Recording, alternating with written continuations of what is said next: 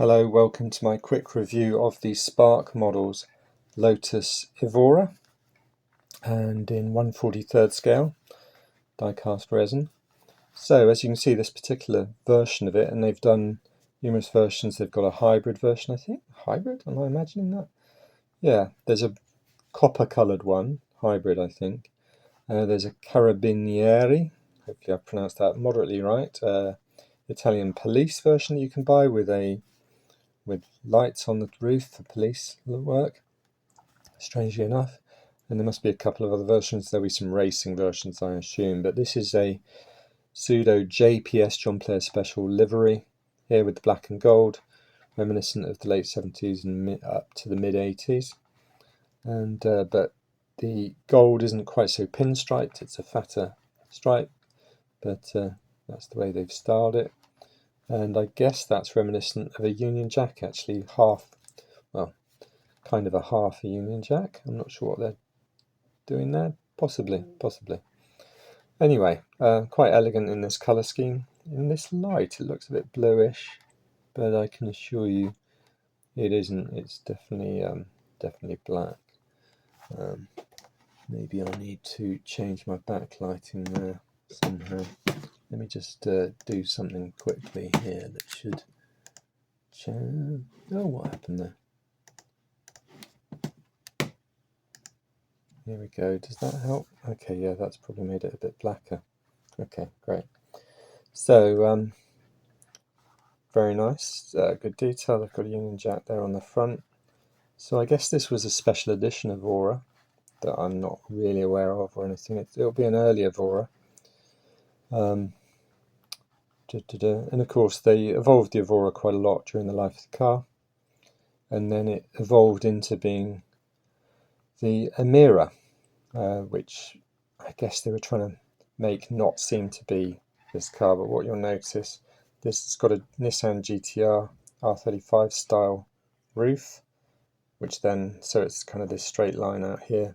The Emira has more of a flowing line there, but I love this style of car. I do prefer the Evora to look at, and generally I find the first version of the car prettier.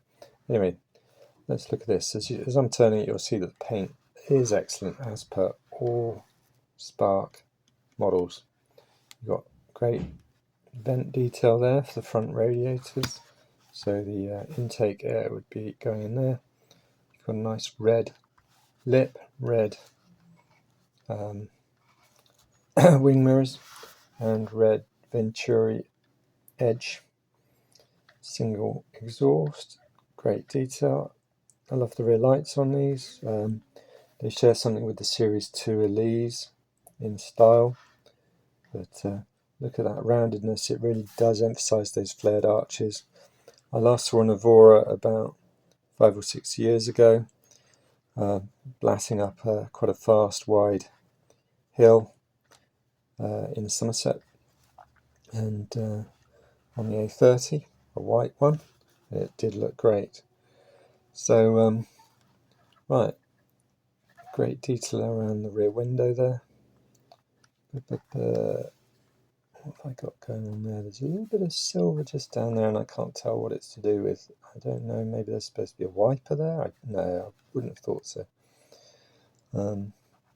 Okay, vent detail there. Let's see in the interior now. They've done well to put this light colour there. I mean, you'd hate to drive with that reflection against the windscreen, but it does help us see the model.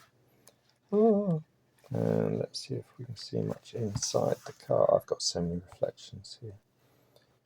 Oh, gosh. You can just see in it.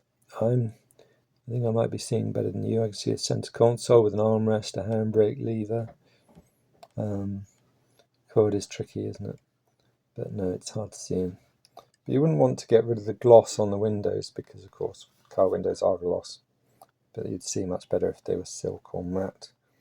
Okay, I'm seeing centre console detail in through there too. So yeah, it's again got a two-tone interior. So I'm doing a series on Lotus at the moment. I've just done the Eclat, which had a two-tone interior too. Well, there we can see the two-tone on the seat slightly there, and maybe some of the. Let's have a bit of a look doing that. Oy, oy. No, tricky, very tricky indeed. Okay, good wheel and brake detail, drilled, vented, well, drilled discs with a wavy discs by the look of it, I think. Yeah, and red calipers. I don't know if that says Brembo or something on them, possibly. Anyway, looking underneath, you've got some underside detail, so that's gonna have some degree of accuracy. Anyway, right. No number plate, just a white area there. Nothing on the front number plate wise. Okay. Lotus across the back in spread out letters, which is very typical. Anyway, so I'm going to do an Exige and a Europa next. So do subscribe to the channel for that. And I've got loads of other Spark and HPI models. And in 43rd scale, I've got some 12ths, some 18ths and some 64s. So do subscribe and you'll hear from me again.